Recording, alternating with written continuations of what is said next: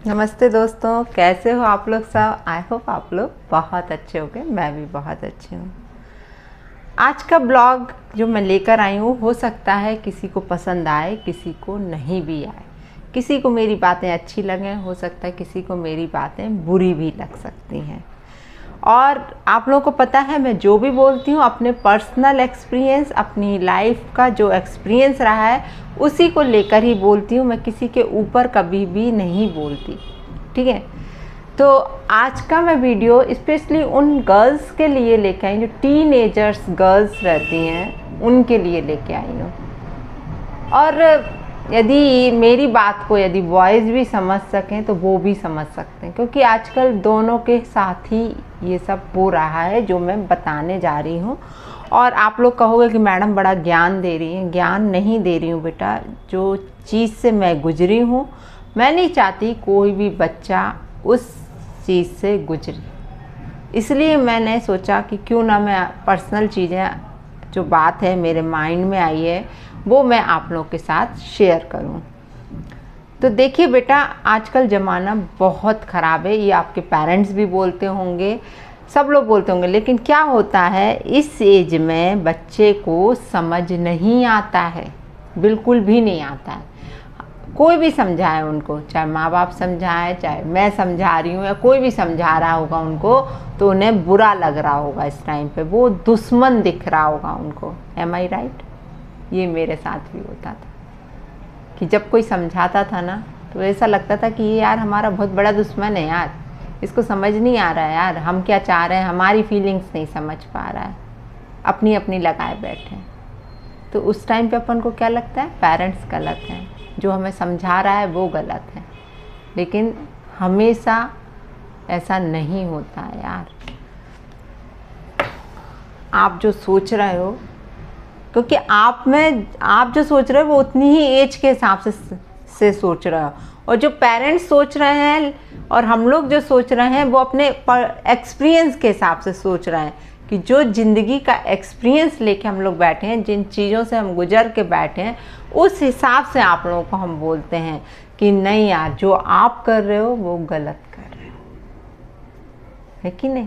और हम जो समझा रहे हैं वो सही समझा रहे हैं, और वो आप लोगों को बुरा लग रहा है। तो बेटा, मैं आप लोगों से सिर्फ इतना बोलना चाहती हूँ कि 14-15 साल की उम्र से लेके 20-21-22 साल तक जो टीन एज रहती है अपनी, वो एज बहुत ख़राब होती है, बहुत ही ख़राब होती है। चाहे लड़कों की हो चाहे लड़कियों की हो, स्पेशली मैं लड़कियों के लिए नहीं बोल रही, दोनों की ही एज बहुत ख़राब होती है। और स्पेशली संगति समझते हो? संगति मतलब जो आपके फ्रेंड सर्कल हैं, किसके साथ आप रह रहे हो, किस माहौल में आप रह रहे हो, उस चीज़ का आपकी लाइफ में बहुत बड़ा इफ़ेक्ट पड़ता है।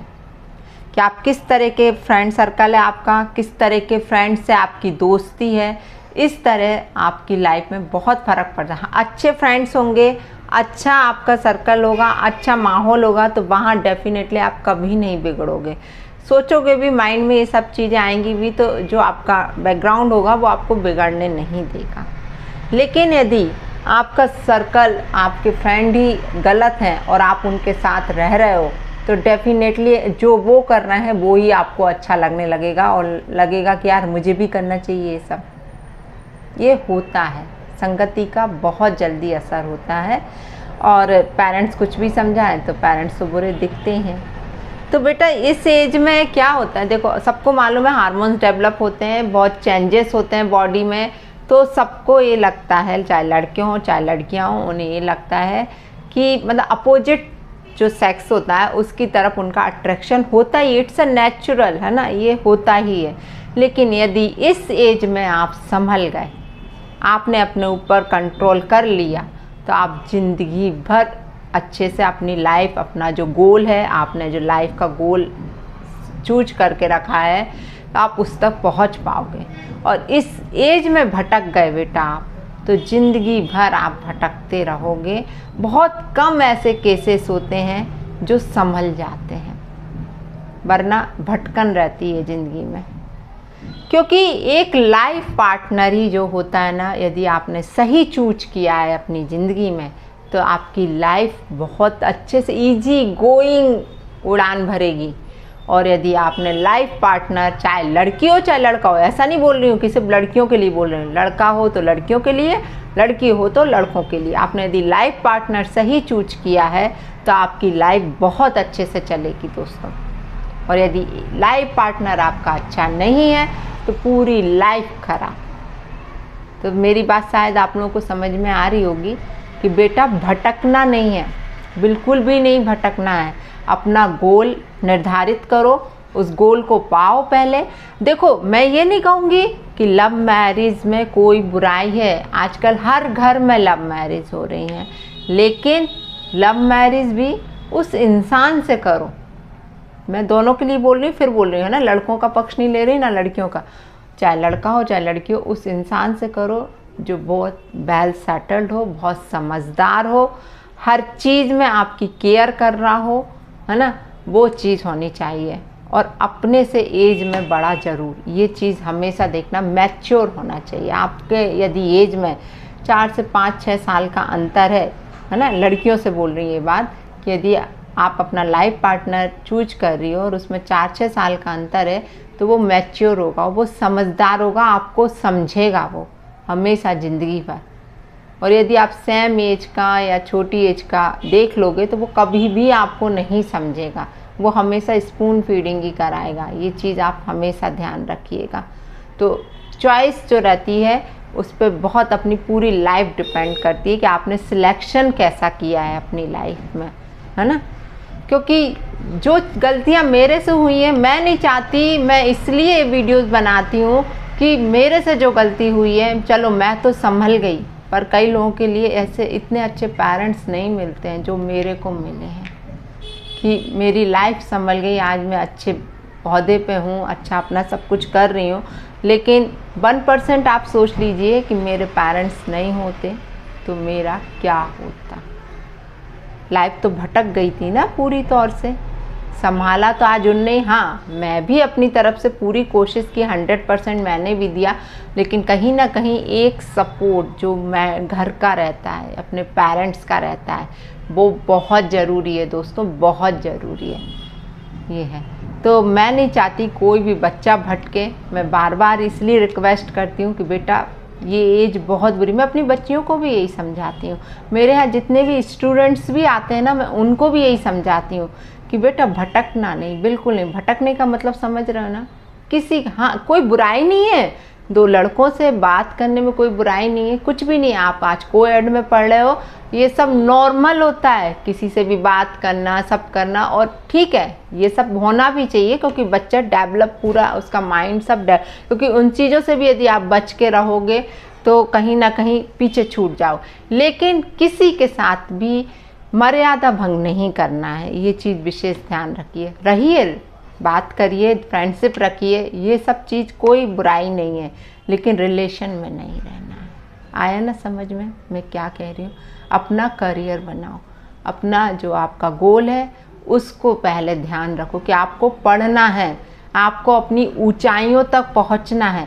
उस टाइम जाके जब आप अपनी ऊंचाइयों तक पहुंच जाओगे, अपना करियर अच्छे से बना लोगे, दैट टाइम जब आप सिलेक्शन करोगे अपने लाइफ पार्टनर का, क्योंकि आप उस टाइम तक इतने मैच्योर हो चुके होगे कि आपको खुद से समझ में आएगा मेरे लिए कौन सा सही है और कौन सा गलत है, कौन सा इंसान सही है, कौन सा इंसान गलत है।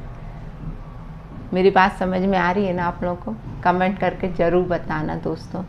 मैं नहीं चाहती किसी का भी बच्चा बच्ची भटके।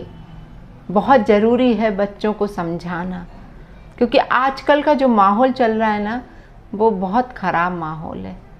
हम लोगों जैसे जिस टाइम पे हम लोगों की शादी हुई थी, लव मैरिज हुई थी, उस टाइम भावनाओं में बह जाती थी लड़कियां। आजकल भावनाओं में नहीं बहती हैं वो। ये खैर तो मैं समझ गई हूँ कि आजकल के टीनेजर्स में कोई सच्चा प्यार नहीं होता है, सिर्फ एक अट्रैक्शन होता है, फिजिकल अट्रैक्शन जो रहता है लड़का लड़की के प्रति, सिर्फ वो ही होता है। प्यार तो गया तेल लेने, आजकल की ये भाषा है। कोई प्यार नहीं होता, कोई ट्रू लव नहीं होता है ना। सिर्फ अट्रैक्शन होता है, क्योंकि ट्रू लव तो हमेशा ज़िंदगी भर के लिए होता है ना। फिर वो इसका उसका उसका ऐसे नहीं भटकता है कि पहले लड़कियां इमोशंस में बह जाती थी और सालों रिश्ता निभा लेती थी, बुराइयों को भी सह लेती थी ये। लेकिन आजकल नहीं, हर दूसरे घर में डाइवोर्स हो रहे हैं यार, रिश्ते निभ कहाँ रहे हैं, लड़कियां निभा ही नहीं पा रही हैं, लड़के नहीं निभा पा रहे हैं, क्योंकि ईगो आ जाता है, ये चीज़ आ जाती है कि हम तो इतना पढ़े लिखे हैं, हमारा तो अच्छा करियर बन गया, हम क्यों ये सब सहें। तो बहुत सोच समझ के चलना है बेटा लाइफ में।